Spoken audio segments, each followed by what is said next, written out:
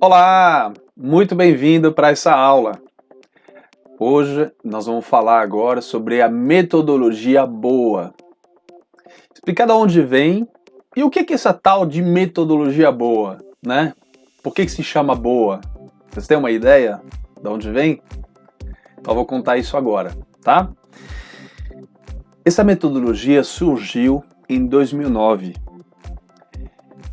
Na época eu trabalhava como headhunter, né, caça-talento, num pequeno escritório de recrutamento, chamava Kakuri Advisor, com Hugo Kakuri Jr., né, um grande headhunter conhecido no Brasil, já faleceu na pandemia. E o headhunter, na verdade,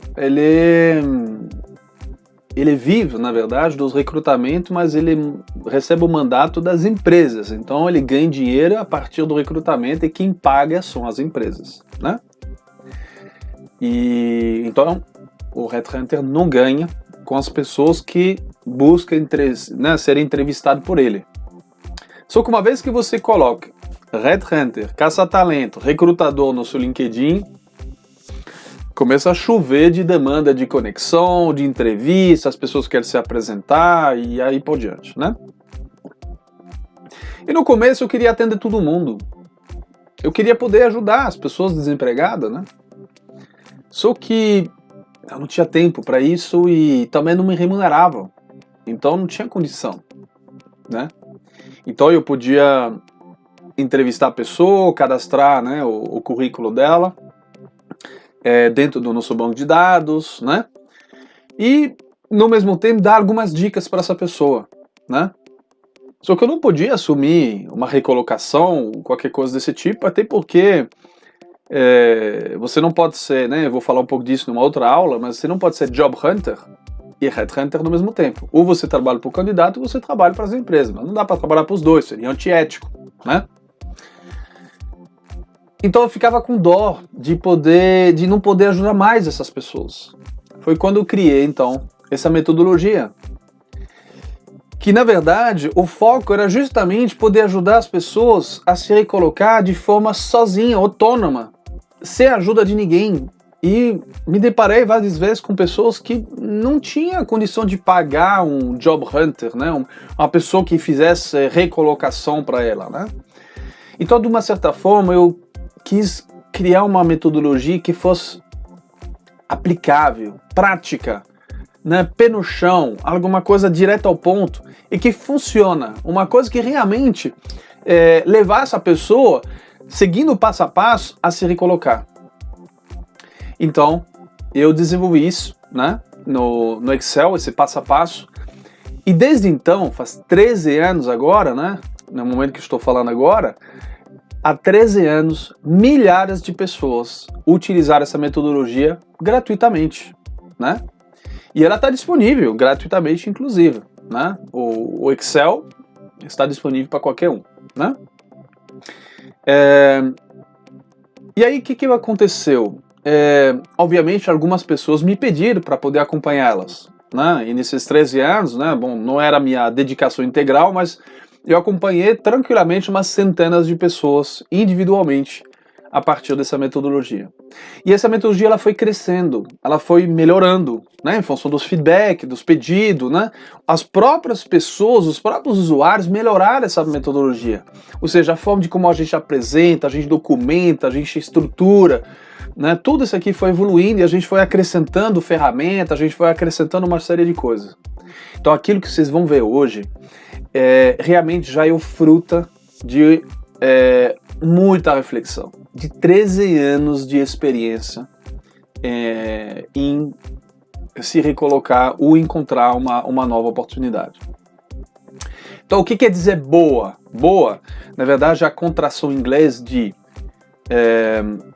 vamos lá, de building opportunities alone.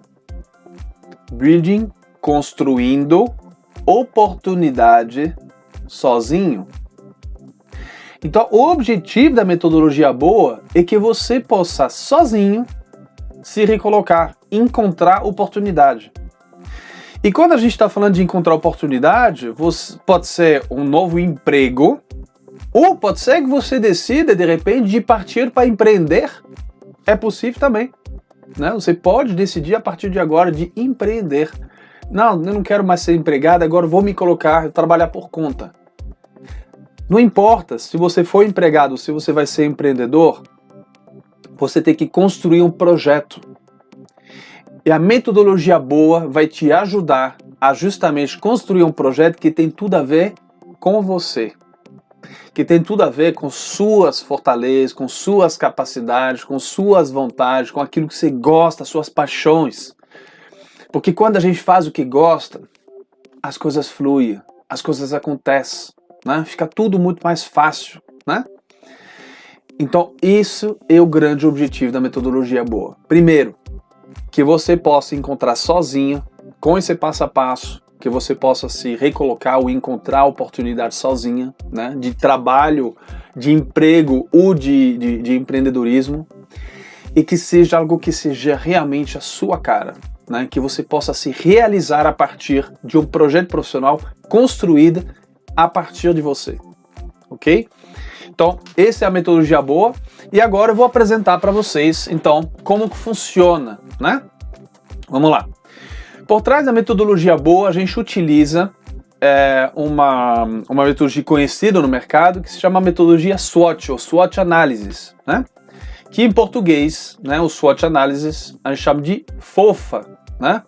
Que é F de força, O de oportunidade, F de fraquezas e A de ameaça. FOFA em português, SWOT em inglês, né? Como que funciona isso? Vamos lá.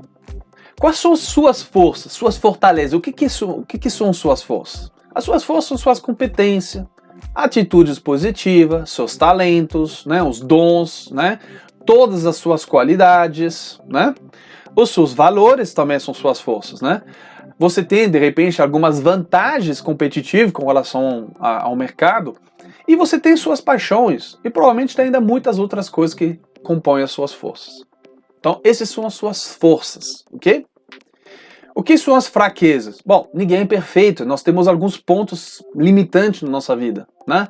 Isso diretamente ligado à nossa personalidade, ao nosso caráter, à nossa educação, às nossas crenças, né? Nós temos alguns viés, né? Alguns defeitos, todo mundo tem, né? Faz parte, né? Então, essas são nossas fraquezas, né? Então, aqui nós temos basicamente o nosso ponto positivo e os nossos pontos negativos, ok? Agora, o que são as oportunidades? Antes de falar de oportunidade, eu vou convidar vocês a selecionar na metodologia 3 setores de atividade. 3 setores que te chamam a atenção. 3 setores que, na verdade, assim, te apetece, né? Que você gosta. Isso não quer dizer que você tem que ter trabalhado nesse setor de atividade. Às vezes não. Né? Às vezes a pessoa trabalhou a vida inteira na indústria e de repente ela quer se interessar pela gastronomia. Não tem nada a ver com a indústria. Trabalhei 30 anos na indústria. Tá bom, eu vou para a gastronomia. Não tem problema nenhum. Então, eu vou convidar vocês a selecionar 3 setores de atividade. E aí, a partir disso, o que nós vamos fazer? Nós vamos avaliar dentro desse setor de atividade quais são os problemas que esse setor de atividade está vivendo. Quais são os desafios que esse setor está passando, né? Então, e nós vamos começar a listar para cada setor de atividade os desafios. Então, eu vou ter vários desafios para vários setores, né? Esses desafios mudam dependendo do setor. E aí eu vou fazer essa lista em função desse setor que eu vou ter sido escolhido, tá? Ok, beleza. O que são as ameaças, né? As ameaças é basicamente a sua concorrência. Tudo aquilo que os outros têm e que eu não tenho. Então, por exemplo, uma ameaça pode ser falta de experiência, falta de conhecimento técnico em algumas coisas, por exemplo, o idioma, né? Fala inglês fluente, a idade, né? E a gente não pode mudar a nossa idade, a localização, mora longe, né? Enfim, a gente pode fazer uma lista também de ameaças. Ok. Então, olha só, aqui eu tenho de um lado uma análise sua, de você, e aqui nós temos uma análise do mercado, ok? O que nós vamos fazer com isso? Lembra que a gente listou as nossas forças e a gente listou os desafios de cada setor de atividade? Agora vai ser hora justamente de cruzar essas informações. De repente, eu vou avaliar no desafio A, que competência eu tenho, que fortaleza eu tenho, que talento eu tenho, que poderia, de repente, atender aquele desafio, resolver aquele problema. Porque se eu tenho um problema e que eu consigo resolvê-lo, opa, isso me gera uma oportunidade, né? Então aqui eu vou cruzar, eu vou procurar para cada desafio o que eu posso oferecer para o resolver, ou talvez não resolver completamente, mas amenizar, diminuir o problema.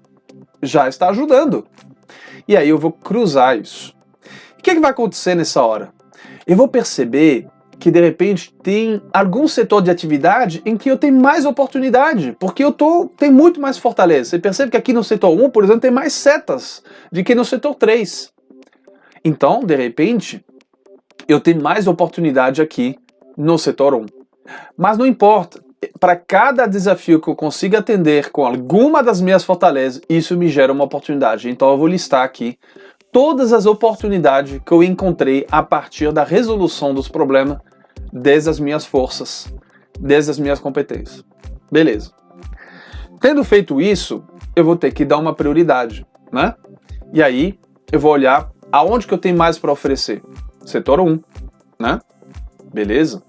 A partir disso, aí eu vou criar um currículo. O meu currículo, o que é? Lembra da aula anterior? O currículo é a nossa vitrina. O currículo é a embalagem, o nosso produto, a embalagem do produto. Então, eu posso ter vários currículos para cada setor de atividade. E o que é importante aqui nesse currículo? Lembra que eu tenho que facilitar a vida de quem está comprando. Então, de repente, se o setor 1 é o setor da gastronomia, e o setor 2 é o setor da indústria, o vocabulário é completamente diferente de um setor para o outro. Então, eu vou ter que adaptar, vou ter que encontrar quais são as palavras-chave dependendo de cada mercado. Vamos lá. Se você pega, vou dar um exemplo. Se você pega, por exemplo, no mercado bancário. No mercado bancário você pega o título de gerente. Um gerente no mercado bancário é aquele cara da agência. É aquele cara que faz atendimento na agência. Se você pega um gerente no mercado automotivo, na indústria automotiva, o gerente é o cara da produção, o cara que tem 1000 pessoas abaixo dele. Percebe a diferença? A palavra é a mesma. Gerente e gerente. São dois cargos que têm o mesmo título, o mesmo nome. Mas a responsabilidade de um gerente na indústria é completamente diferente de um gerente no setor bancário. Um gerente na indústria ele teria quase que o título de superintendente no mercado bancário, por equivalências de responsabilidade. Então, eu quero chamar a atenção para você sobre uma coisa. Não existe currículo coringa. Aquele currículo que funciona para todos. Para cada setor e para cada oportunidade, eu vou ter que adaptar meu currículo, em função de quem vai ler o currículo. Então, se eu mando para o mercado da indústria, eu tenho que utilizar palavras-chave, eu tenho que utilizar todos o vocabulário que o mercado da indústria utiliza. Se eu vou para o mercado de gastronomia, eu tenho que usar o vocabulário deles. E isso não se improvisa, gente. Isso requer uma pesquisa, né? Hoje nós temos a vantagem de ter internet, e hoje qualquer coisa que você digitar no Google, você vai no LinkedIn, você vai encontrar muitas informações, né? E isso, quando a gente for avançar, né, no momento em que a gente for construir o currículo, eu vou passar para vocês em detalhes como fazer isso, tá bom? Tem uma aula só sobre currículo, né, em que eu vou trazer um modelo de currículo para vocês, etc e tal, né? Beleza. Então, eu tenho aqui a embalagem do meu currículo. O currículo, gente, não é uma biografia. O currículo não tem que relatar toda a sua vida. O currículo ele tem que trazer os elementos essenciais para que aquele recrutador tome a decisão de te chamar para poder fazer uma entrevista. Ou seja, tem que ser um panfleto bem feito, tem que ser a caixa da embalagem que quando coloca lá na prateleira, dê vontade ao comprador de pegar na mão e colocar no carrinho, tá? Então, currículo a gente vai trabalhar muito a questão do marketing pessoal, né, do branding pessoal com relação a esse currículo, ok? Muito bem. Agora, eu tenho minhas fraquezas e ameaças. O que eu faço com essas fraquezas e essas ameaças? Isso é um ponto fraco, né? O que eu faço com isso aí, né? Eu vou ter que, junto, preparar argumentos. O que são os argumentos? São justamente coisas que eu vou utilizar para poder me defender. Ah, mas você é muito velho, né? Passou de 50 anos, né? O mercado já está velho. Como que eu me defendo disso? Sou velho, mas eu tenho experiência que o jovem não tem. Ah, mas você, sei lá o que, não fala inglês. Sim, mas eu estou disposto a realmente fazer um curso acelerado de inglês para poder me colocar no nível que for necessário. Como que eu me defendo de todas as minhas ameaças e das fraquezas? Porque tem uma coisa importante aqui. Esse currículo, né, essa embalagem, esses argumentos, eles têm que se traduzir numa mensagem clara. O que é a mensagem clara? A mensagem clara é o que eu quero. Eu tenho que chegar na frente do recrutador, eu tenho que deixar claro o que eu quero. Eu não estou aqui para o que ele quer, eu estou aqui para eu. Eu quero isso. Isso é muito importante. No processo seletivo, ele está te avaliando, mas você também está avaliando a vaga, está avaliando a empresa, está avaliando as oportunidades. Então, é uma troca justa. Eu estou aqui também, né, avaliando a empresa. Eu não estou aceitando qualquer coisa. Então, o que eu quero? O que é bom para mim e o que não é bom para mim? Porque não é qualquer coisa que serve. Não é qualquer coisa que serve. Ah, qualquer trabalho tá bom. Não, tá bom não. Tá bom não. Então, essa mensagem, claro, ela tem que traduzir um projeto profissional. O que eu busco a curto, a médio e a longo prazo? O que eu quero alcançar? Como que eu quero evoluir na minha carreira? Eu tenho que ter essa clareza. Se eu não souber, imagina o cara que está na minha frente. Aí que esse cara não vai saber mesmo. Né? Bom, esse projeto profissional, ele tem que estar alinhado com o projeto de vida. Vou te dar um exemplo aqui, ó. Imagina que uma aeromoça internacional, né? Ela quer ter filho agora. Ela pode ter filho. E ela pode ser aeromoça, mas ela não vai conseguir fazer as duas coisas no mesmo tempo. Ela vai ter que definir uma prioridade. E isso vai depender de quê? Da idade dela. Mas ela não vai conseguir engravidar e continuar sendo aeromoça internacional. É incompatível. Ela vai ter que, talvez, ter os filhos dela e depois conseguir a carreira. Ou ter a carreira agora e depois ter os filhos. Aí ela vai ter que escolher. Mas não, tem umas coisas que não dá para fazer no mesmo tempo. Isso é alinhar projeto de vida com projeto profissional. Isso é muito importante, porque nós temos que demonstrar coerência. Todos os processos seletivos que eu fiz, eu sempre perguntei a nível pessoal como que estava a família, como que estava o momento da pessoa, porque é importante a gente alinhar isso, né? Então olha só, aqui ó, o currículo ele só serve para seleção. Quando eu falo currículo, pode ser perfil do LinkedIn, tá? Esse perfil do LinkedIn, o teu currículo, ele serve somente para selecionar as pessoas. Então ele tem que ser vendedor, ele tem que ser marqueteiro, tá? Não pode mentir, mas ele tem que ser vendedor. Tem que ser a sua vitrina, tá? E aí, uma vez que eu fui selecionado, então a entrevista acontece aqui. O que eu quero dizer nisso? Olha só. Todas as minhas forças e oportunidades, uma vez que eu estou na entrevista, não se fala mais disso. Estou aqui para me defender e para poder apresentar o meu projeto. E aí vai ver se tem um match ou não. E aí, tem um match? Entre a proposta do recrutador e o meu projeto de vida? Tá casando? É isso que eu estou querendo avaliar. Eu estou avaliando isso e eles estão avaliando isso. Dos dois lados, né? Então, esse projeto profissional, esse projeto de vida, ele tem que estar alinhado do outro lado com uma empresa. A empresa que está recrutando. Essa empresa, ela tem uma cultura, ela tem missão, visão, valores, ela tem uma estratégia, ela tem metas e objetivas, ela tem N coisas. Você fez a lição de casa antes de você chegar na empresa para a entrevista? Eu já vi candidato que nem sequer tinha entrado no site internet da empresa.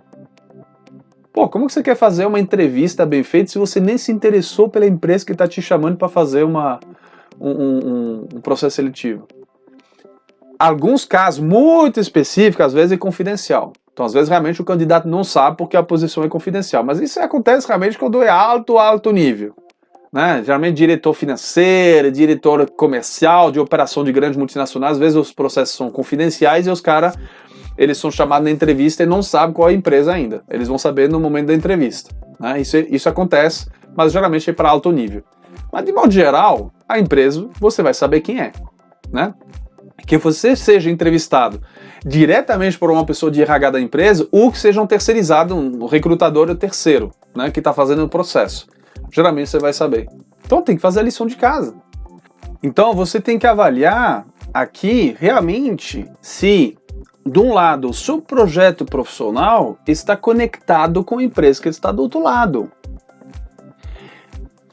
Imagina agora que você participe de um processo seletivo e que, bom, você foi selecionado, você fez entrevista com o RH, você fez entrevista com o potencial chefe, e na hora do final, o teu potencial chefe, né, ele fala assim, olha, é o seguinte, você é o contratado, parabéns pra você, tá ótimo, né, só que é o seguinte, ó, deixa eu te falar um negócio, de vez em quando, para poder ganhar uns contratos, nós costumamos levar umas malinhas de dinheiro para políticos. Eu gostaria de saber se você está disposto a carregar essas malas para nós, né? Ir lá no hotel, entregar a mala para eles, né? Queria saber se... Mas isso é por fora, né? E aí? O que você faz? Você topa ou não topa? Tem gente que não vão se preocupar com isso. Ah, tudo bem, eu vou lá, eu faço. E tem gente que vai incomodar muito porque isso não condiz com os valores deles. Como que você vai saber se isso é um teste? De repente o cara está te testando, né? Ou se isso é real? Se realmente você está na frente de um corrupto. E aí? E aí nessa hora você tem que ter realmente muita firmeza dos seus valores, de quem você é e do que você está disposto e não a fazer. Isso tem que ter muito claro. Isso também não se improvisa. Ah, na hora eu vejo. Não. Na hora você não vê. Isso você tem que ter clareza antes, né? Para poder justamente dizer sim ou não, porque a pergunta é binária. Vai ou não vai? Você tem que saber, né? Então, nessa hora, você tem que ter muita firmeza com relação ao seu projeto, a quem você é e aquilo que você quer realmente. E verificar se existe um match mesmo entre a empresa, a proposta e você, né? E aí, somente a partir disso, aí você tem uma estratégia e você pode criar o famoso plano de ação para realmente você saber exatamente, não é isso que eu quero, né? E aí a gente vai ver como fazer isso, né? Então, que você participe de um processo seletivo, que você busca essa empresa, identifica essa empresa, nós vamos criar todo esse passo a passo, né? A metodologia vai trazer cada passo, a gente vai ver cada linha dessa vai ser visto durante esse processo, tá? A metodologia boa, a experiência que nós temos nos últimos 13 anos, e que é uma metodologia que foi calculada para ser feita em 30 dias úteis. Quando a gente fala de 30 dias úteis, são 30 dias de trabalhos, né? E que você vai ter que se dedicar. E muitas coisas aqui não dá para terceirizar. São coisas que só você pode fazer. Ninguém vai fazer entrevista no seu lugar. Ninguém pode definir os seus valores no seu lugar. Você pode terceirizar o design do currículo, né? Você pode terceirizar o perfil do LinkedIn, mas as informações do LinkedIn, as informações do currículo são suas. Isso não pode ser terceirizado, né? Então, 99% desse trabalho é teu, né? A gente vai ver depois sobre a mentoria, como que funciona essa mentoria. Mas você tem que entender que aqui vai requerer realmente dedicação sua, tá? Tem um passo a passo, vocês vão ver, vou explicar como vai funcionar tudo isso aí, como que vocês vão aplicar tudo isso aqui. Vocês vão ver que tem muitas coisas já prontas, só para preencher, que isso facilita, mas não elimina o trabalho que você vai ter de pensar sobre o que você vai preencher, tá bom? Muito bem. Então, gente, para agora é isso, né? Eu vou apresentar na próxima aula agora aquilo que nós vamos fazer em termos de organização, de planejamento, como vai funcionar tudo isso, tá bom? Então, gente, até a próxima aula. Tchau, tchau.